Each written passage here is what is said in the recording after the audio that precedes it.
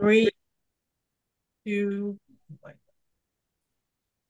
Welcome to the DC Spotlight podcast debut. It's Friday, November 1st, and we are 4 days away from the national election where Americans are going to decide who their president is going to be. So tonight we're going to be discussing the week that was that's leading up to the election. So tonight our co-hosts are Tracy Chavis and Zoe McKee. Hi guys. So Evening. let's so let's just jump right in, ladies. We have a lot to cover tonight. So last Sunday, Donald Trump held his formal closing argument at Madison Square Garden, and at that event, he had a lot of celebrities there, like Hulk Hogan and Elon Musk. And he also had this little known psychiatrist there, Dr. Phil, who I think, based on the feedback from that event, he Dr. Phil was the one who came away with the most headlines. And why was that? Because he was talking about DEI and the fact that DEI is something he is opposed to. Tracy, what was your take from Dr. Phil's speech that night or that day? Oh, thank you for asking. Good evening, Wendy. I actually sort of like just gawked at the screen and laughed. I laughed like, surely you jest. Are you serious? I felt like nobody knew who you were before you stepped on the stage of the Oprah Winfrey show and then became a staple on her show on a weekly basis. And I thought, DEI, diversity, equity, and inclusion. I said, I wanted to know if that was like a reverse comment since he was the only male on a largely female show owned and operated. And I really thought he had lost his mind, honestly. I thought it's sort of like, uh, back in the day when you're a teenager and maybe your parent might say, you have a little amnesia or you must have forgotten where you came from kind of thing. And I said, oh yeah, he's lost his mind. I think he forgot, where he came from. I think he is, just sort of feeling himself. And now that he is a household name and has written several books and had a few shows that, he can say or think whatever he wants without really, being responsible for thinking about how he got started. Exactly. And get a few millions under your belt. And Right. and that's what he said. He said, I don't need the money. I have plenty of money. So I don't, if there's blowback and they start trying to take, my gigs or take my jobs, I have the money. So he gets a few million under his belt and he feels like he can say whatever he wants to now. Or Right. But what's however. funny about that is why even mention the money? If he has enough money and he's made a few million, you don't really need to justify that by saying, "Oh, it's not about the money." Well, then what is it really about? If you Exactly. weren't talking about that money or the idea of it, when you first got started. But I think he has some other, dark past histories in terms of other things that may have gotten him in trouble. Also, the way he treats women and how he treats his wife, that was something that made headlines a few years ago. And I thought, here we are, and we're following after a lot of other, who knows, what party he belongs to, but he's definitely trailing behind a lot of other people that feel like that sort of demonstrate that they don't have a lot of respect for women and really don't care about the future of women. And based on some of his actions that made headlines in the past with his wife, I think maybe that might be true. And then Wow. also talking on that note, also being there, not realizing, the path to his celebrity with Oprah Winfrey's help. Yes, yes. What do you think, Zoe? What was your take? Um, when I saw the speech that he gave, I was not surprised. Dr. Phil has been in the news, as a closeted Trump supporter for a little while now. So I think him finally standing on the things that he's been whispering about wasn't surprising to me. However, the irony of him talking about DEI hires was not lost upon me. He's literally the definition of a DEI hire. If Yeah, we're really he is. going to Gender wise, right? gender wise. So I mean, him mentioning that it wasn't about the money makes me feel like it was about the money though. I feel like a lot of people when they start riding the conservative train are looking for a quick check. So I maybe the book money has run out. Maybe Oprah Winfrey is not, dishing out the checks like that anymore. So him riding the Trump train, not surprising. Yeah.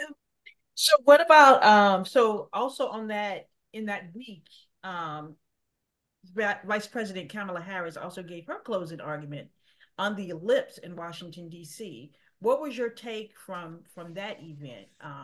If there were any takes from that event, because it was pretty much her last say as to what she's offering the on the Democratic ticket. So what was your take from that, Tracy?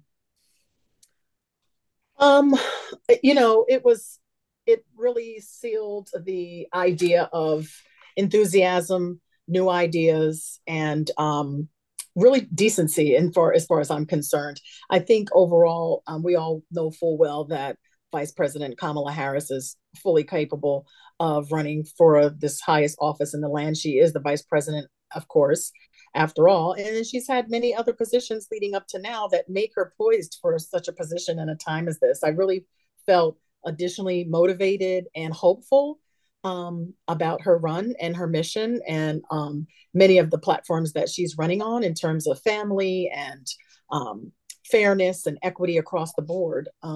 I was additionally inspired greatly by a lot of what she said. I thought that the location of choosing the ellipse was, as it was stated in the New Yorker, an act of reclamation in the Yeah, sense that what was the irony in that? In the fact that she chose the location where Trump gave his infamous speech, where he admonished his followers to go and basically attack the Capitol. And they followed through and did that, and she chose that as her location as a reminder. What was the irony, or what was the significance of that I feel, phrase? yeah, right. Great question. I feel like the irony was the fact that I feel like a lot of people have a little PTSD from discussing that, witnessing that, watching that on TV live, and also working down in DC, and just almost not even wanting to talk about it anymore. It's so painful to talk about. But I feel like the irony in it was that we could go from uh, character, peace, unity, humanity for all versus this hateful, tyrant type of behavior, sore loser mentality that could just, where people would just want to just lose all respect and decorum and then want to take people's lives for doing their jobs. And I Yeah. felt like it was total opposite. It was joy and pain, it was love and hate. I just felt like it was refreshing to think about the possibility of having someone in the office of president that would be able to speak eloquently to a large body of Americans and also just be respectful and mindful of the nation's capital. People, travel all over the world to come here to see our beautiful buildings and architecture and just see where politics and democracy is what people are trying to get. And they try to come and they sightsee and tour. I mean, DC is crowded all the time. And I felt like what an amazing way to just offer the world an opportunity to see that we do have class. We do have an intelligent woman running for president. The capability is there for us to do what we need to do and not talk poorly about people, not threaten people, not try to hurt people, and just be this, outwardly racist place. Um, Yeah. I thought it was So endearing and I thought it was powerful. it was. It definitely was. And before I let you speak, Zoe, and give your opinion, I wanted to say something that just dawned on me today. I said, the Democrats are wrong. They said that Donald Trump was a divider, and it turns out he's a uniter. He has united the Republicans and the Democrats against him. Mhm. And that is a hard thing to do. And I said, I've got to put that in the newspaper because he really Mm, is a uniter. He's Mhm. managed to do something that could not be done. right. So, having said that, Zoe, what was your impression of Mm. the vice president's speech on the ellipse? I think she did a wonderful speech, but this just going beyond the singular speech that she had. One thing I admire about Kamala Harris is that she is very efficient with her time, I will say. Her starting this race so late, she's Yes. very meticulous about the things that she's doing on this campaign and Yes. making full use of her time. One moment she's in Texas, next moment she's in the Carolinas doing speeches. And her doing that speech at the ellipse is probably one of the best moves I've seen her do in her campaign just to close out before we start voting, right? Just shifting. Because one of the primary factors of her campaign has been acknowledging the blowback of the January 6th insurrection and what that has done to the country, and how her being placed in office is going to be a direct contradiction to that. So her having this speech at the ellipse, changing the tone of that very newsworthy spot is something that I think kudos to her team. That's Yes, what I have to say. Most she was very clever. It was yes, very cleverly planned. She has very an clever. amazing team. I mean, to Totally. just to take this and run with it so quickly and just get not behind the eight ball, but in front of it all. She's like Hmm. leading now. And she started from behind Right. and late. And Right. Hmm. now she is a contender. She's a major contender in this It's race. funny that you say that, Zoe, also because I was watching The Breakfast Club a couple of weeks ago when she was being interviewed by Charlemagne the God, and he Hmm. asked her, like, why do you repeat the same thing so much over and over and over? She said, because I'm disciplined. And I thought that was like the most beautiful answer. It was like, yes, she's disciplined. She says the same thing because she's trying to send the message. Like, in case you missed it, she talked about this, this, and this, when she's talking about inflation and she's talking about the middle class and she's talking about taxes. There's no deviation from what she's saying so that you can basically regurgitate her plan. You know what Yeah. I mean? She's As disciplined opposed in how she shows up for herself and what she believes in. Hmm. as opposed to the arbitrary googly gosh that we hear from Trump, Right. that you don't know what to expect. I It's have some always semblance something of a plan. I have some ideas, but we haven't heard one thing, not about the one thing. plan. She's No. disciplined, yes, absolutely, and she showed eloquently how you can sort of reverse the mindset of people who watched one thing in a scary manner and then watch it again in front of the same location, but in a beautiful and uplifting manner. Hmm. Yes, yes. Mm-hmm. So, in other news this week, the Washington Post decided that this year they're not going to endorse a president. I mean, a candidate. They're not going to endorse any candidate, they said. So, and now having said that, it was also revealed that they were planning to endorse Vice President Harris. But Jeff Bezos, it's reportedly stepped in and said, okay, we're not going to do any endorsements this year when he heard that it was going to be Kamala Harris. So, and then after that, a firestorm broke out. 250,000 online subscribers canceled their subscription. And also, some of the writers at the Post resigned. I think a managing editor resigned. I know another gentleman, a columnist, resigned. What is this about? What is going on here? Tracy, what do you think about that? Well, I think people are just kind of sick of people not that are I'm t- people are tired of others choosing not to see the truth, just Yes. completely ignoring it like it never existed, it never happened, sort of like that mind game of no, no, that didn't happen, you're crazy kind of thing. It was interesting because yeah, three of the Washington Post editorial board members did resign and they did lose 10% of their subscribers online. Yeah. It's interesting because some people were saying in various articles I was reading, they're like, okay, this is all great and dandy. Jeff Bezos, is this an attention thing? Why don't people just cancel out Amazon Prime? Why are we canceling subscriptions for Washington Post? For Exactly. the amount of money. Exactly. If you really want to get that man where it hurts, just cancel your Amazon Prime membership. It's something to think about. or one sell of the your things that was stocks. mentioned, yes, that it was terrible timing. It wasn't, it was the timing of it all because didn't the Washington Post endorse Angela also Brooks though? I'm not sure. So I thought they I'm did. I thinking thought I they heard some did. I thought that grumblings was like a few that weeks that ago. she was endorsed, and other people were saying because I kind of was listening to both. I was even listening to somebody that was a guest on Fox News, unfortunately, and that this action by Jeff Bezos also kind of shows a fear of Donald Trump and what he would do. So he's kind of Yes, playing right into his hands with that. exactly.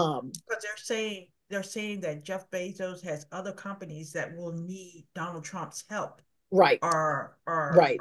yeah, so that So he so leaned on that poor timing, all in, with all that said, that other people felt like some of his supporters, Trump supporters, felt like a lot of the Washington Post media coverage was really lopsided. Like a good portion of there was they've been more saying that positive from. coverage of Kamala versus mostly negative of Trump. And I'm thinking, do you not see and hear what he's saying? You don't think that his own actions and his own words are negative? Like, how do you think that's positive? So, I mean, they they they can't have been operate saying without that those. they have been saying that for years, that the post leans left, and but they've always, well, not always, but for the majority of the in the past, they've all endorsed candidates. There are a few times where they did endorse candidates, but for the majority of the past, they've endorsed candidates despite the fact that they say it leans left, or they didn't like a candidate or whatever. Right. They've done endorsements. I And that's feel like maybe his hands are tied. I don't know, but I think it's very strategic that he is standing strong on this viewpoint of not endorsing because of his other companies. Yeah. What Honestly, about what about you, Zoe? I just feel, again, bad timing. This is a very polarizing election, I will say. For him to back out, it does show a lot of fear. It shows a lot of fear of Donald Trump's retaliation. A lot of people feel as though Jeff Bezos is just, setting the groundwork for if Trump were to win, that he would not face as much blowback as these other news publications are, because he did say that he was going to retaliate if he was elected into office. right. So I can see it, but I really can't, because the Washington Post has always, well, as long as I have been alive, has been endorsing candidates. So I feel like it was a bad move on his part. I really do. Especially, and I understand news publications having to show both sides of an election, make sure you're covering both sides in a neutral way. However, I feel like the Trump campaign kind of makes it very difficult to do so, because it's very difficult to, everything that you recover on Trump is negative. It Everything is is. negative. There's nothing It's positive. it's It's just nothing yes. neutral. So it's hard for a news publication to give coverage to Kamala Harris, who is giving like speeches that are concise, that are like connected to policy, and then you have Trump just spitting out whatever comes at the He's top. just belittling people. Exactly. So I and a lot of people have a lot of fatigue with Donald Trump. This is his third time running for presidency. Right. So a lot of people are, I know I am, are trying. I just feel like people who are MAGA supremacists, they want to be on the same playing field as Democrats in their ideology, but there is no ideology. There's only hatred. So Right. Right. that's And, just how I feel and about may it. I add to that, out of all the businesses that Jeff Bezos had, he invested in them, he created them, right? To my Mhm. knowledge, he didn't create the Washington Post. He doesn't really have anything to lose. He doesn't have he has no skin in that game at all. The thing about him not endorsing and showing that fear is because Donald Trump has always said the media is the enemy and that he's going to get rid of that. So if Jeff Bezos is in the way of that in terms of the Washington Post, well, if Donald Trump wins and he gets rid of those things and cancels out those papers, it's not going to be any big of a deal to Jeff Bezos. He will still, in his mind, rise to the top financially because he thinks he'll get the support, knowing full well we've all seen Donald Trump turn on his own. But uh, Washington Post has always been revered as a top, Well, top this could be media another publication. this could be another play because Jeff Bezos could be making this play to get out of the newspaper business But how because long has he even been in it? I know he just hopped in. That's He what I'm just hopped saying. in. So, but if he knows that Donald Trump could make this hard for him later on and make this not viable or a good investment for him as a person who is afraid of Donald Trump, then he might say, well, this is the first nail in the coffin for my tenure as the owner of the Washington Post. What I'll do is do something that everyone does not agree with and is outraged by. And then eventually it'll lead to them saying, well, we don't want him to be head of the Washington Post. And then it'll make sense when he decides that he doesn't want to be the owner of the newspaper anymore. And if he sells it, then it'll be like, oh, well, we saw this coming. Mm-hmm. It was a Yeah. precedent. Instead of I think they would get rid of it altogether if they could. Probably. Yeah, but the post is too big for that. It's overcome so many things in the past, and it's the post is a stalwart. I mean, Right, but there's who yeah, quality journalists and fair journalists and things like that who are amazing at what they do and writing, and the bottom line is truth, right? They can't turn yeah, around and put incorrect facts into the paper. The thing is that the people with integrity are the ones who left. They're standing on yeah, what they believe in. Who's going to be left?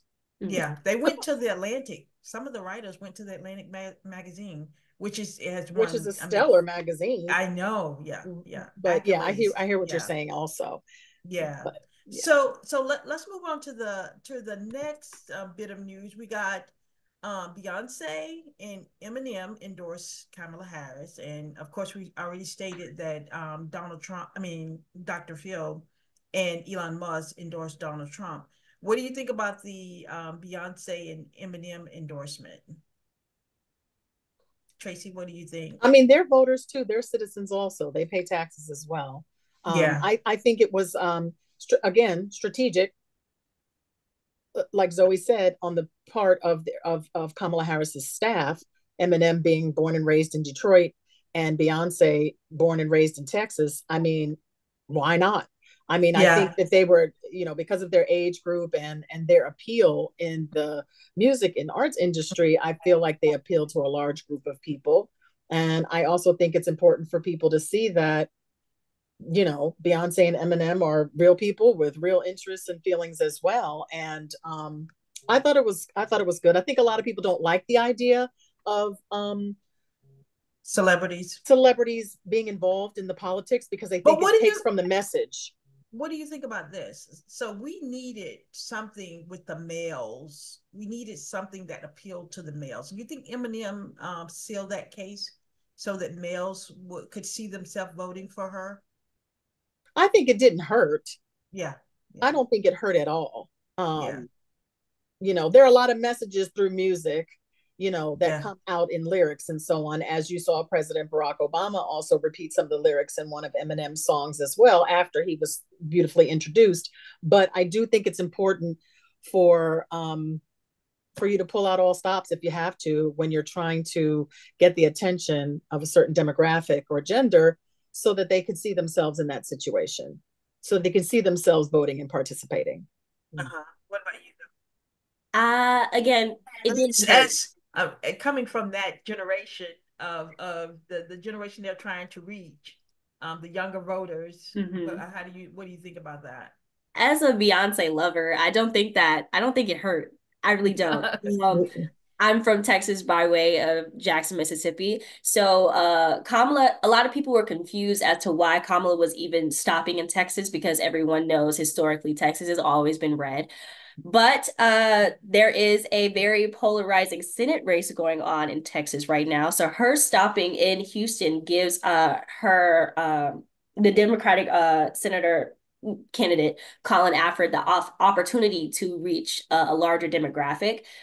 Bringing in Beyonce, one of the largest superstars on the world, is a good move as well. A lot of people came specifically to the rally because they thought that Beyonce had the potential to perform. So I do believe that again, a great move on her team as well. A lot of people do have contradictory feelings about celebrities endorsing candidates or even speaking about politics in general. But a lot of Beyonce's music is political. A lot of Eminem's music is political. People who come forward and say, "Oh, what do they know about politics?" Well, they've been talking about politics for a while now. So Beyonce even performing at Barack Obama's inauguration. So I think that it was a great move on her part. Everybody knew Beyonce was going to step out eventually. So I think it was a good idea. And hopefully Texas does flip blue this Hopefully so. And not just with that Senate race, but also, because Texas is being really talked about as far as like women's rights and abortion and things like that. Mhm. A lot of those doctors in that area for Yeah, women's in the health and pregnancy, they've turned to standard of care. So they're not doing too much extra yeah, to help women in serious medical situations or otherwise. It's important. yeah. Yep. So the her message is really gonna affect and resound with the voters here, especially the women. I Yeah. know with the Alred, who's running for senator, I think in Texas. Is that correct? Mm-hmm. Hmm. Yeah. So he's running against Ted Cruz, and I think he's up. I think he's up. Yeah, Yeah. Yes, in the Texans polls. hate Ted Cruz. I he don't has to care for go. Ted Cruz. He's been in office for way too long. So Speaking of being in office way too Yeah. long, yeah, you just hit on our next topic. So in Maryland, they're talking about term limits. What do you guys just in general? No, nobody in particular, but what do you think about term limits? I think they're necessary. I think they're needed. Um, How when I think far do you think one term, or what do you think? I think Two? they should be conducted in a similar way that we do the presidency. You get two turns and then you're done. When I think of term limits, my mind automatically goes to Mitch McConnell. Mm-hmm. Uh, Oh yeah. Mitch McConnell, he should not be in office right now. I think of a lot of the Supreme Court justices who are on that court until they die. Like, I feel like there has to be some type of time limit because at some point, your ideals don't connect with the majority of the population. You've aged out. So I do, Interesting. because Mitch McConnell is very, very old. Yeah, I Very agree. old. I agree wholeheartedly. It's not even that he's just old. It's not just that because I don't want to be in the along the lines of Ageism. age Yeah. Yes. discrimination.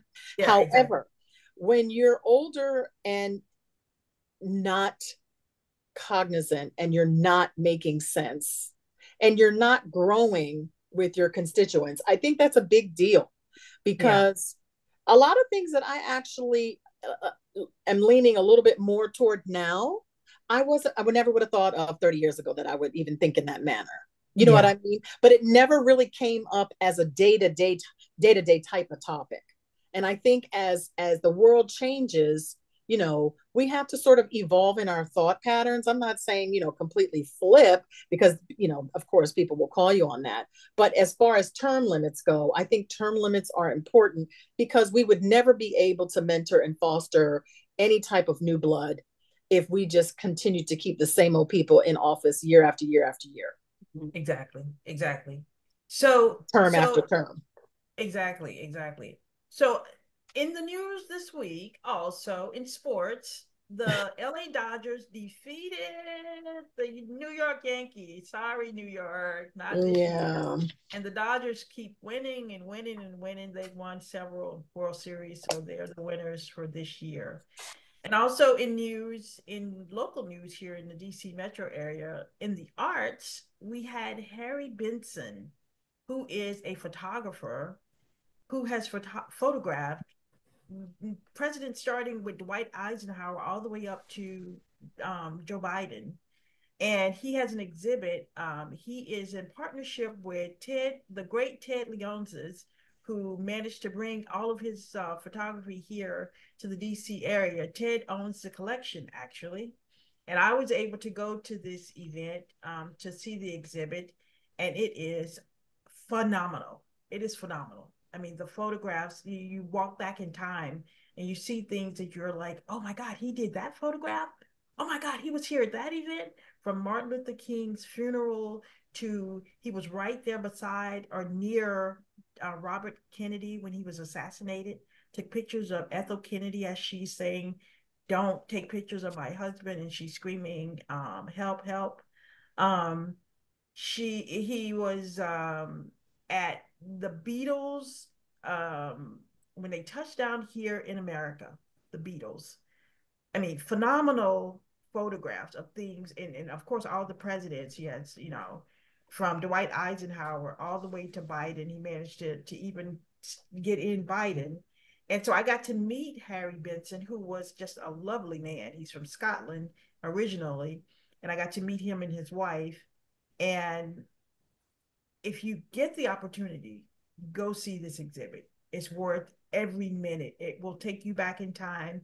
It will remind you of things that you've forgotten, and it will make you understand why America is great, because these are some great, great photographs. So the Wendy, did you president, get a chance to interview him? yes, I did. I Did got a he have chance. any feedback for this particular election and the last one? Well, I did something that I thought was so great. Not because I did it, but it was just it turned out to be great in the end. I did like a round robin, and I asked him about probably five or six presidents. What do you think of this one? What do you think of that one? And if you read in the article, he said Barack Obama, very serious, and he said George Bush. She said very gentlemanly. He said, oh, and George Bush, George um, Walker Bush, George W. Bush, Walker Bush. He said when he interviewed him, he said, I just became, Harry said, I just became a citizen. I just, became a United States citizen. And Bush said, And he said, oh, so are you going to vote for me? And so Harry said, let me think about it. And so then there were all these little stories that he told about Kissinger and about even Trump. He said, when I interviewed Trump, I mean, when I photographed Trump, he said um, it was like it wasn't even real life. It was like a movie. He said it was like he couldn't believe that this guy was going to be president. He said it didn't seem real to him. And so he we do like I said, a round robin where he just kind of describes how his interaction with the presidents that he photographed. And it was a great interview. He's a great man. He's 95 now, so he's done a huge service to America with these photographs. And so in the newspaper, the DC Spotlight, you can go see the article at dcspotlight.com, and that the caption or the wording that we put on the article is bravo, because it was an exceptional Mhm. exceptional work collection. So so that's going to wrap up this week's show. And next week we're going to have a phenomenal show, I'm sure, because it will be after the election and we will know who our new president is. So as we close out today, any predictions, Tracy?